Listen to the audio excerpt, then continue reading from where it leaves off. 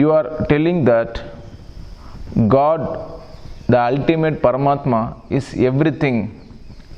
He gives and everything.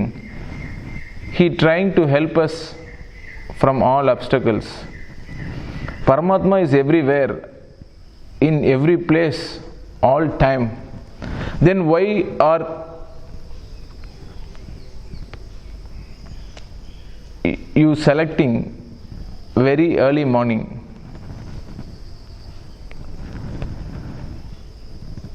Paramatma is ultimate one. Then why we keep him into the frame, that prayer, sloka, etc. If we do not pray but we do lot of good things, means Paramatma will going to protect us? No. Then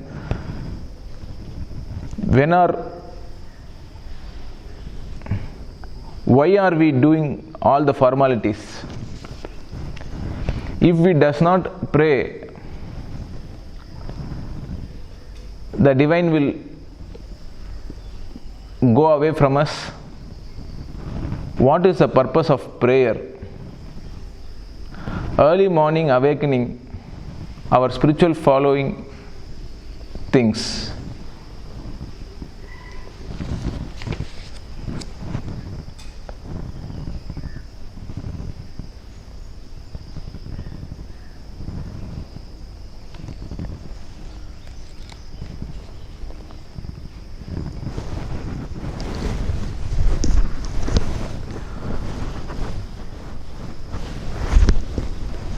Nandini,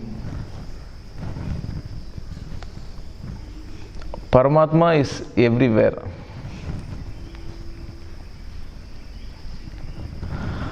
But the right time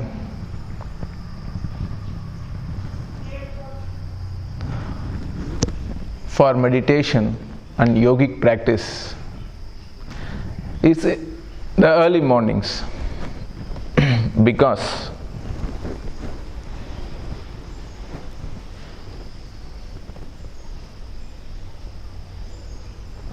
all the people are sleeping.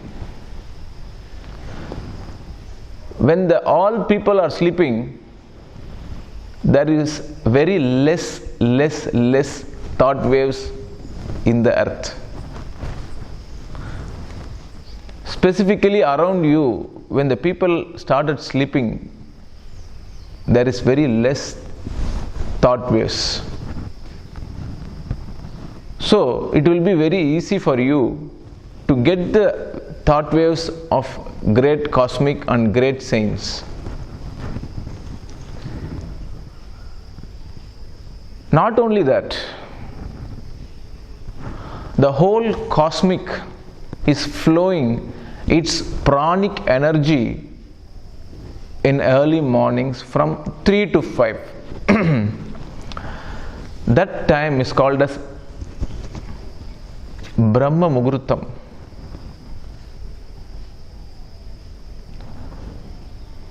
In that time, when you wake up, that itself will give you enormous amount of healing energy to your body and mind.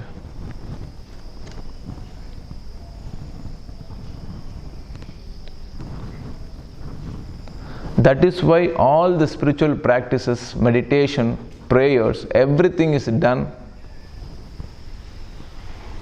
in mornings. You see the people who wake up in mornings, they will grow in their life very easily. They will have what they want. The highest, the very powerful prayer is done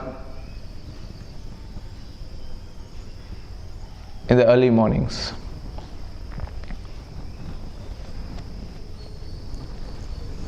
Why do they put God in the frames?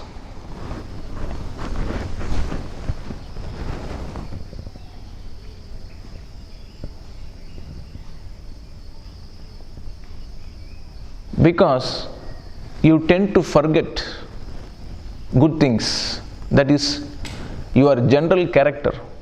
You forget all good things. You remember all bad things, what happens in your life.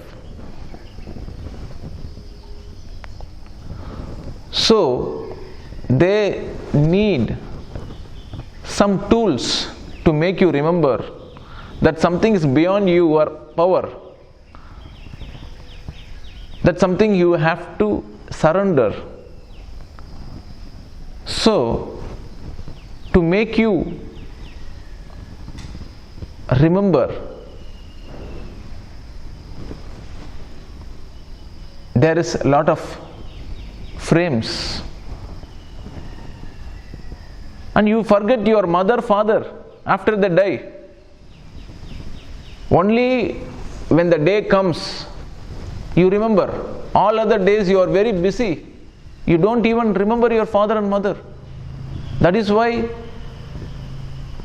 you make a photograph and have it on the table, because you have to remember it. That is a human weakness. We tend to forget people.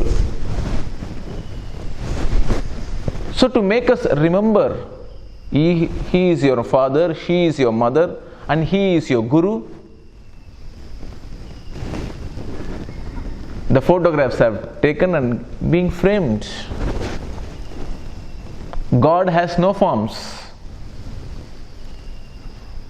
God is nothing but a spark of light that is called Shivam. Within every being, the Shivam is there. All living organisms, the Shivam is there. That is why it is living. The whole Indian spirituality, you see, there will be a lot of gods. They are all gurus. They lived here at each period. So to remember the gurus, that time painting was done and stone statues were made and worshipped. And for thousands of years it has been done, and people don't know they are the lived ones. They are the gurus who were living with them.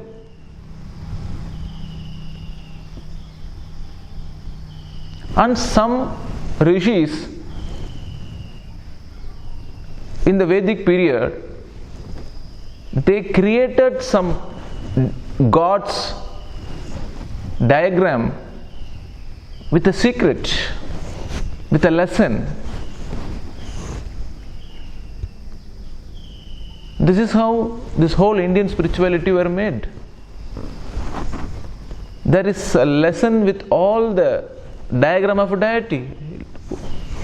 For instance, you take Brahma. The Brahma has forehead.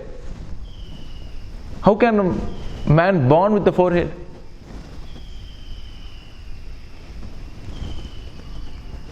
The rishis know there cannot be a man with forehead. But they created the diagram, they created it because it is a lesson. The creation of the earth happens in 4 ways. One is through water, and second is through sweat, third is through egg, and fourth is through uterus. These are the 4 ways a life can be created on the earth. And this secret is being told in the photograph of Brahma, who have the forehead. These are all lessons, secret lessons, where the rishis have discovered through meditation. On all the slokas, prayer, rituals, everything is to make your mind concentrated, egoless.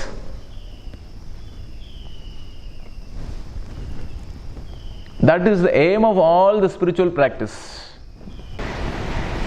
And the rishis have known this. So they have created slokas for recitation. They have created ideals for worship. They created everything. All pujas, all homam, everything is a practice to make you more humble, more surrenderful to God, more peaceful and more happy. Life comes only when you drop your ego, when you surrender yourself to the divine. I am not, you are. I think I am big, I know everything. I drop that. You are the ultimate, you are the source. When you feel like that, continuously, daily, through worship, by reciting slokas, by repeating some mantras, sitting for a few minutes doing some pujas, everything, all the rituals what we do is to make your ego get diluted and to make you understand that the divine force is there to take care of yourself, to take care of you. So don't need to worry about all this, don't need to fear about everything, just relax. Do your duty with 100% efforts. Enough. Be sincere. Enough. Don't be serious. That is what this whole Indian culture is all about. And when you be like that, you can even realize the God within you. That is the last education. In fact, that is the root of, that is the first education which is given in this Indian culture. Arutperunjothi